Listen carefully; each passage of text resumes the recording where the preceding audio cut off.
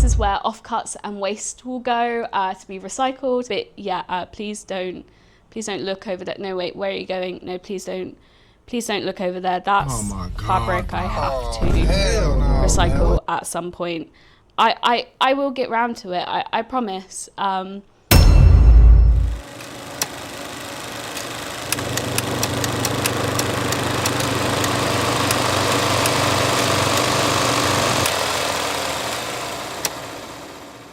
Hello, I'm Emma and I run a brand called Haus Dahlia. If you don't know what Haus Dahlia is, then it's a size-inclusive sustainable fashion brand. It focuses on ethical morals and social justice while creating beautiful garments that will last a lifetime in your wardrobe and they won't end up in landfill. The reason I started Haus Dahlia is the reason why I made it size-inclusive from the get-go. So what I mean by size-inclusive is that I offer made-to-measure, free of charge, as well as like standard sizing. The made-to-measure aspect of my brand is probably the biggest. Everyone uses it. Like, I rarely do standard sizing, but I started Haus Dahlia because as a plus size woman, I was struggling. I was really struggling with fashion, not only in, you know, stores and like in changing rooms. Like, I would get garments stuck to me and thought, oh my God, someone's gonna have to come in and rip this off me with a pair of scissors or something. But I also struggled with my size and my career. I'm a qualified fashion designer, but I struggled to get a job. And I had the idea for my brand for quite a while because in uni we would only use standard sizing and it would be a size 12. So I never got to try on the things I made at uni. And I had to watch my fellow peers who were all straight sized try on their designs, and I was kind of like, yeah, no, you know what, I was jealous. I wanted to try on the wedding dress I was making in my graduate collection, but I decided to just absolutely go for it, like dive in head first, possibility of drowning. After I was fired from my first and last fashion job, that thing was a whole mess. I will do a story time if you want me to, guys. And since then, I have been running Haus Dahlia for 3 years. 3 years. And I've had over 400 orders. That's mad. And I make all of those orders here in my lovely studio, which I thought I would give you a tour of today. I wondered to myself before making this video, should I tidy up? It's not as bad as you think, and it's not as bad as it normally gets. Show this very neat studio when it's ever rarely a neat studio, or show the day-to-day mess of it all. So we're gonna go for the day-to-day. So this is my pattern cutting table right now. It is literally like in use, as you can see. I did say we were gonna look at the studio in an honest light. This is what it looks like day to day. So this is my pattern cutting table. It's made up of 3 tables, and then I have my cutting mats. So the mats help protect the table, and this is where I do the majority of my cutting. It also allows me to use my rotary cutter. So I will use this to cut out silk, and so the mats protect the table from the rotary cutter. I don't usually use scissors to cut out silk, and I don't recommend using scissors to cut out silk because the silk can shift really easily, so using a rotary cutter helps mitigate this. And then I also have my tools on here, so my fabric scissors as well as my rotary cutter. I have paper scissors and I have my measuring tape. I also have my trusty pattern master. I actually have 2 now. Ooh, she's going up in the world. She's fancy pants. And this one's a curve for hip and waistline. I don't use this one as much, mainly for like creating new skirts. But this is what I use all the time, and if you are getting started in pattern cutting, this is what I recommend using. I will do a whole video about pattern cutting and all of that and like the ins and outs of it at some point. And this is my made to measure notebook. This is where all the made to measure information will go in so that I can do all the maths that relate to it and make sure that the patterns are perfect. But this is like, I think 6 months worth of made. That's how popular.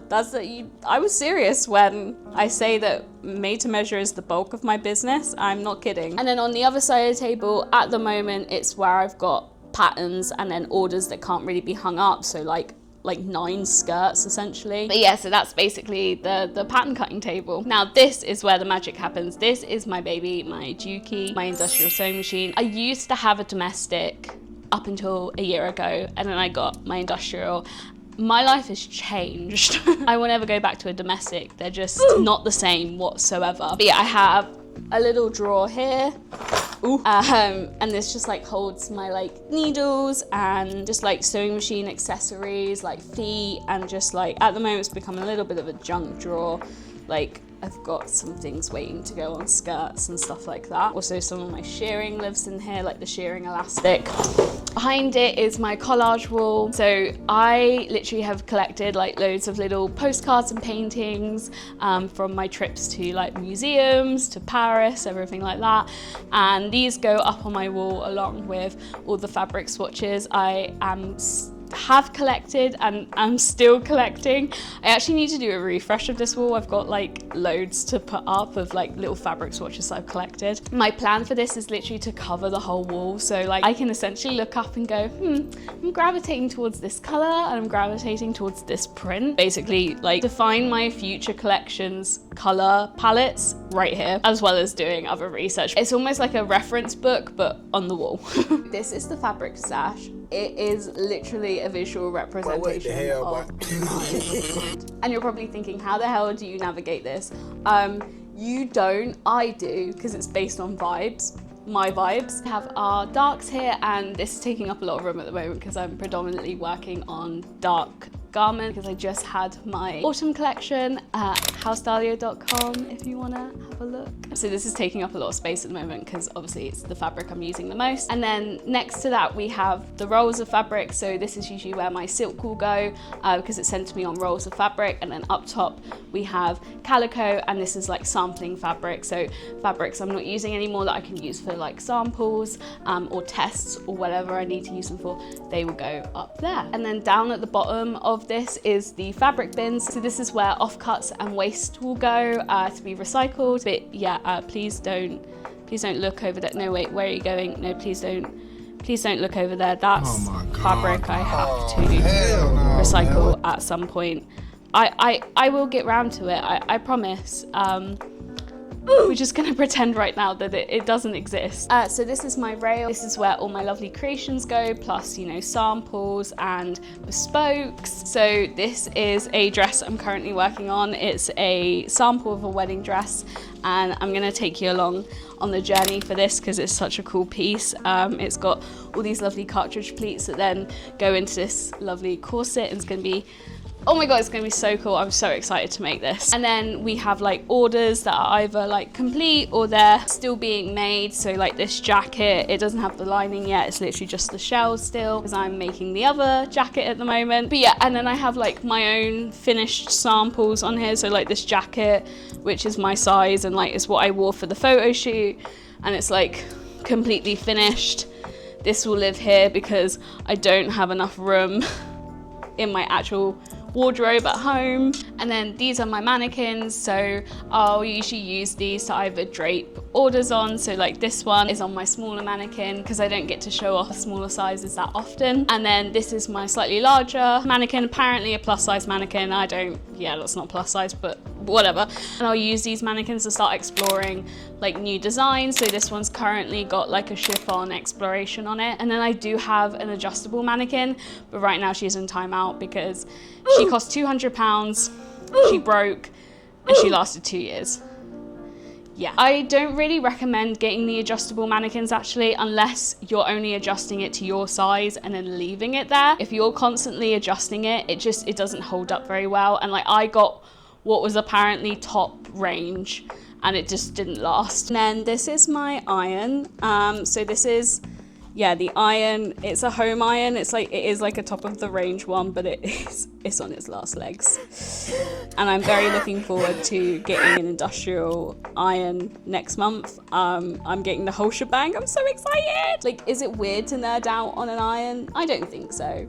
I don't think so. And then this is my tailoring ham. So I'll use this to do like curved seams and arm heads and stuff like that. And then like on the back there, I kind of just have like the ironing supplies. So like we have our stain remover because yes, I have bled on garments before. Yes, this literally gets anything out. Big shout out to my grandma for recommending this to me. And then we just have like ironing water, which is just in this like old bottle. And then fabric freshener spray. So when I get like samples back from stylists and stuff, I'll usually like spray it down with this, let it air dry, then go over it with like the steam on the iron. This is where I currently keep my patterns, mainly my large patterns, and then my smaller patterns will live underneath my pattern cutting desk. But yeah, so I don't have the best system at the moment. I definitely need a new system, but I just haven't found one that works for me yet. That is where the patterns will go, and it just keeps them out of the way so they don't get crumpled, although they look really crumpled. And then this is my desk. I don't spend a lot of time here, mainly because like I do a lot of my emails at home, but like just doing some quick admin, I'll sit here and do it there on my iPad, and like I'll use my Notion here and like track orders and like update the progress of that order or whatever. And then I also have my lunch here, but I want to make this a little bit more of an inviting desk to sit at. We'll come to that. This side of the room is very much like, we'll sort that out when we get there. And I have my big calendar, which helps me keep track of the year, and I have like all my shop orders like planned out. There's a shop opening coming up, hausdahlia.com. Yeah, so that's the desk, not much to see here. I mean, I suppose you could say I have crash outs here when I learn about new shipping updates or when governments decide to screw small businesses. This is where I'll have that crash out.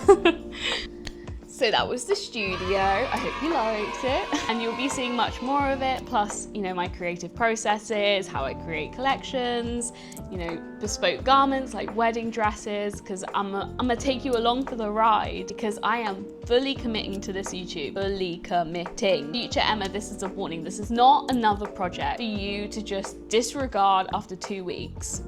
It's not. I am just not built for short form content. I like a yap, as proven within this video. And plus, showing your processes and the way that you create is just, it's not possible to do it in 7 seconds and for you guys to completely understand it, because it's 7 seconds. There's a lot of information and you can't cram it in within 7 seconds. And it's just not good for me, and it's not good for you, and get rid of it. It just feels so unpersonal for me, and I really want to harbour this community that we have started to create over on, you know, the other social medias. I just want to be able to hold you all close and just mother you. And I just feel like I can't really do that anymore, especially with like the way the world's going and everything like that, and blah, blah, blah. So I hope you'll like, subscribe, comment, or just silently follow my journey. Yeah, I'm looking forward to sharing my processes, my creativity, and hopefully giving you some educational fashion tidbits. Yeah, so if you like the sound of that, stick around. Yeah. Okay, love you guys. Don't forget to smile. Thank you for watching, and I will see you in the next video. Bye.